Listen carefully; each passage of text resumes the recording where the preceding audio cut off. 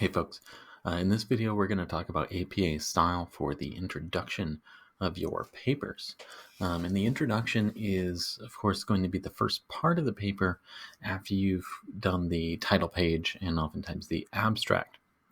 And this introduces your topic and brings in previous research about your topic that will set up the experiment or review or whatever it is that you're writing. Okay.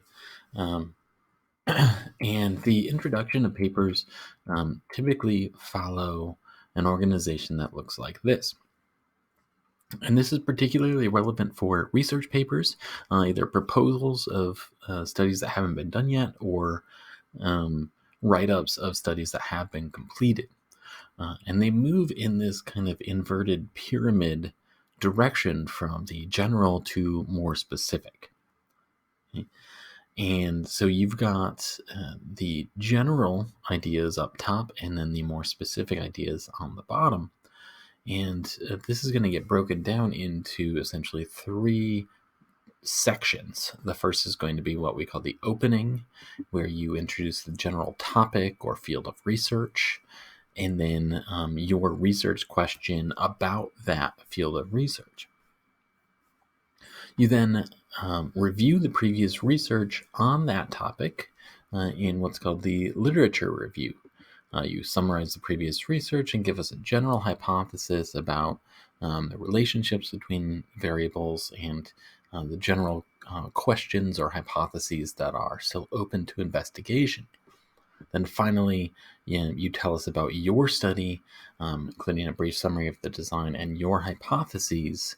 And your study should follow from the previous research about the general topic. So we're moving from this general questions to what's already been explored in open questions and open research questions and hypotheses, and then how you will be addressing this in your own study. Keep in mind here that an introduction is going to be an argument.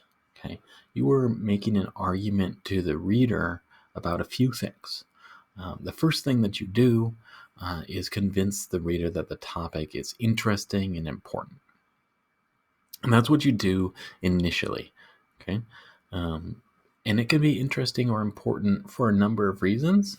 That can either be basic reasons. It's basically important to understand this aspect of human psychology, or applied, this can have effects on people's lives. While you want to convince people that this is an important and interesting topic, you want to avoid grandiose claims like, since the beginning of time, man has wondered whether color affects perception. So after you've convinced the reader that your topic is important and interesting, you tell us what's already out there. Okay, including not just summarizing that research, but telling us what the theories are so far and what's missing in open questions. And this part's important here because if I just tell you about previous research and say, well, the research has already handled this and we know all of the answers, then you haven't made much of an argument for why your study needs to be completed, right? So reviewing the previous research and addressing missing pieces of evidence or addressing open questions can then lead us into the next section where you convince your readers that your current study is contributing to the overall research question. So I convince you that it's interesting. I tell you what's missing from the previous research, including a summary of what has been done and maybe what hasn't been done. And then I tell you how my study will fill that gap or address some question or provide further evidence for some question that could use some more evidence.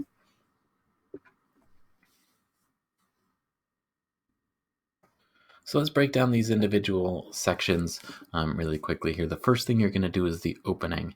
This is going to be the first paragraph or two of your introduction. And this is where you try to convince the reader that your topic is important or interesting. And as I said, that can either be applied, where you're trying to solve some real world problem, or whether it's basic, where you're asking some interesting question about the human condition. In this section, you're not going to be reviewing the previous research. So you're not going to be saying, previous researchers have explored this, and here's a study by somebody, I'm describing that study. You're going to be talking about the topic in general.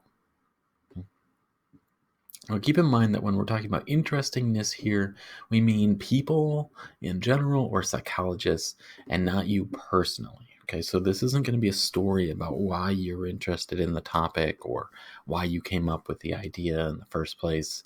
This is going to be about why the topic has importance for understanding the human condition at a basic level or for solving some real world problem. While you're not reviewing the previous research here and describing previous studies in detail, if you do make factual claims, you're still going to want to cite sources unless they're common knowledge. So, for example, if you say something like anxiety is the most common psychological disorder in the United States, that's a factual claim that requires support for it. You can't just claim that without support from a source. The next section of your introduction is your literature review. And here you're going to be finding previous research on the topic and reviewing it, and again, pointing out any sort of gaps or open questions or interesting areas that require further exploration. Some general advice on writing that literature review is, number one, it's not a book report. So you're not just telling me everything and every detail about every article you find and then moving on. What you want to do in the literature review is to make some points that are your own points, and the literature that you cite are going to support that. Okay? So my point might be that previous research suggests that X causes Y. Right? And then the literature that I'm citing is going to speak to that question. Does X cause Y? Okay? I'm making the point about whether X causes Y. I'm not just giving you a list of sources and describing them and moving on. Okay? Another piece of general advice for the literature review is to avoid using quotations. In some other writing tasks that you've had, in all likelihood, you've been encouraged to quote your sources and then explain the meaning of those quotations. This isn't typically how it's done in psychology papers and APA style. And the reason for that is because the specific wording of a previous study is not as important as the take-home of the results of that study or the general findings across a number of different studies. Okay, so what you're going to want to be doing is talking about the basic meaning and giving us general summaries of things that happened in your own words without relying on quotations from the articles that you read. This is going to require you to actually understand what it is that you're reading rather than just copying and pasting and putting quotations around things. A piece of general advice here that oftentimes we fall into the trap of is oftentimes when writing a literature review, what we'll do is start writing about the studies. Okay, so you have a paragraph that's about a study.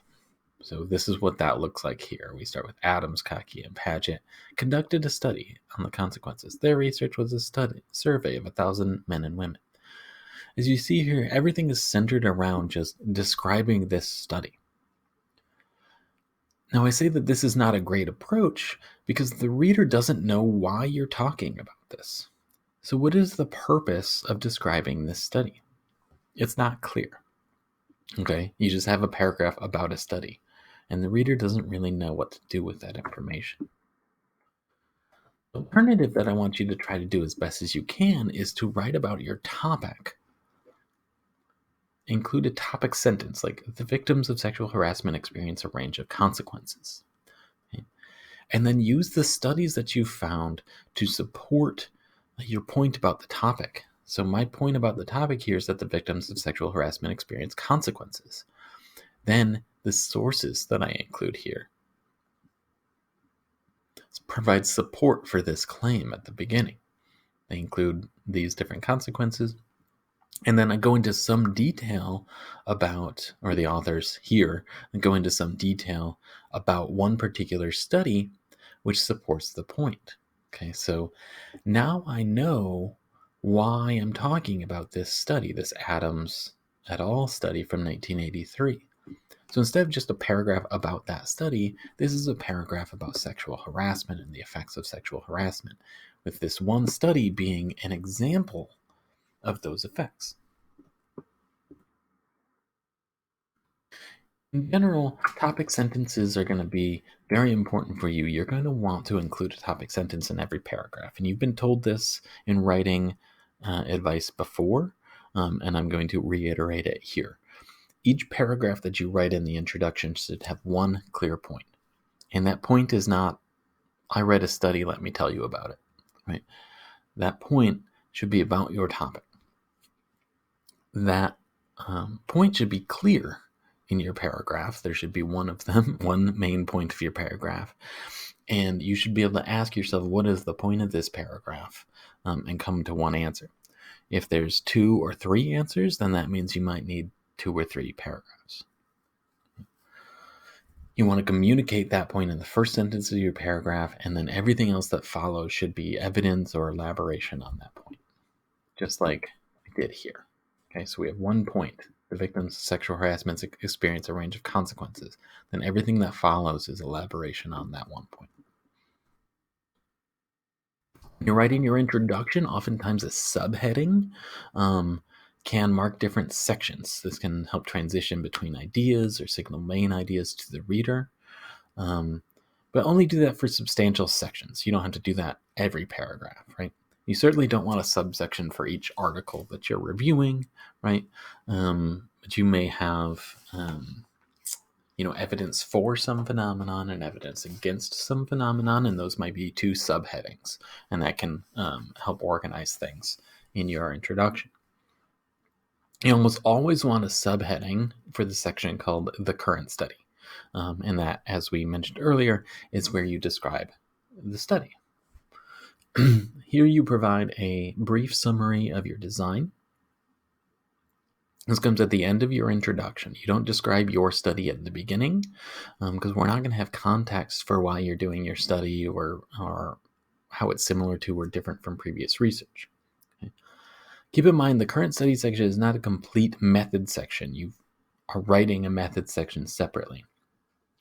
What you need to do is present enough information about your design to make your hypotheses and predictions clear.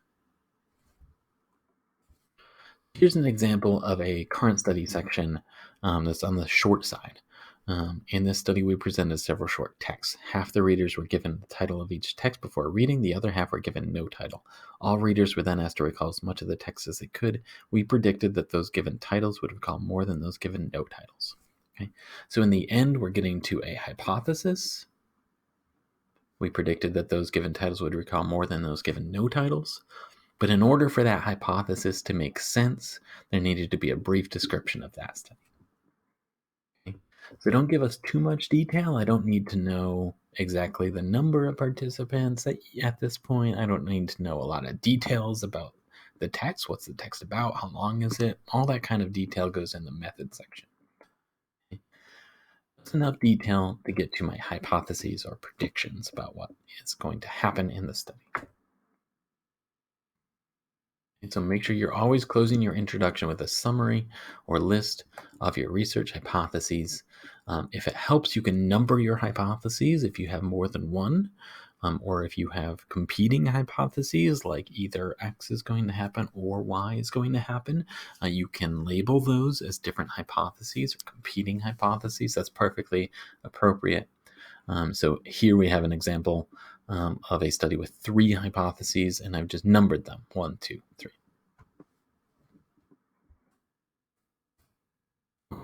You're going to go through this, you're going to write your introduction, you'll have an opening where you convince us that the topic is interesting or important. Then you're going to have a literature review, which leads to your current study section, where you argue why your study is important, is necessary given the literature review, and you summarize your study with hypotheses. How do you actually go about doing the literature review? Well, a bit of advice here that I'm going to give is to start with a target article, or maybe 2 target articles that you know are relevant for your topic. This might be the one article that got you started on the topic, or a classic article in the research area, something like that. From a target article, it's often easy to expand your literature review working out from there. So one technique is to do what's called a backwards search. This is when you take that target article and you go to the references section at the end, and you see which articles they reference. And oftentimes they're going to reference some articles multiple times, or say, this article is really important for understanding this concept. Go to the references section, find the citation for that article, and search it yourself. That's why those references exist, so that you, the reader, can look at that fundamental research that started out. Okay, so go to the references section, search for that article on Google Scholar and the library, and you've got an article to add to your lit review. Another technique is called the forward search. So instead of backward search, a forward search. Here, what you're going to do is find your target article, either on Google Scholar or in the library, and then both of those sources have an option to search for who has already cited that article. So on Google Scholar, it's called Cited By, and you click that, and it'll show you every article that has cited your target article. So maybe your target article was published in 2010, okay, on your topic. Well, if it's been 10 years or so since that article has been out, there's a good chance that other people found it relevant and cited it themselves. Or maybe somebody replicated that study, or maybe somebody failed to replicate that study, or maybe they did a twist or a change on it in the meantime. So that forward search can get me more recent research that also is in this area. The last technique that can help you with your literature review is called an author search. So oftentimes researchers conduct a lot of research in one topic area, and they write more than one paper about that topic. So somebody studying suicidality is oftentimes going to publish dozens of articles about suicide. So you can find that author's website just by Googling them, and then find the other articles that they've written on the topic. Okay? So all 3 of these techniques can easily help me expand from one article that I know is relevant to other articles that are relevant either before, after, or by the same author. You can see that option here on Google Scholar, where you search for the article here. Maybe this is your target article. You see a cited by button there, and you see here there's 107 other articles that have already cited it.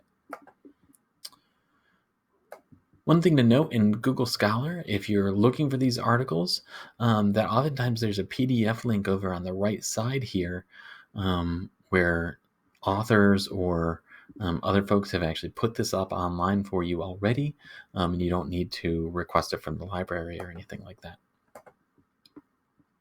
Another option in Google Scholar is to set your library settings. Up here in the settings, you can set Middle Georgia as your library, and that'll give you another option for getting full text versions of these articles.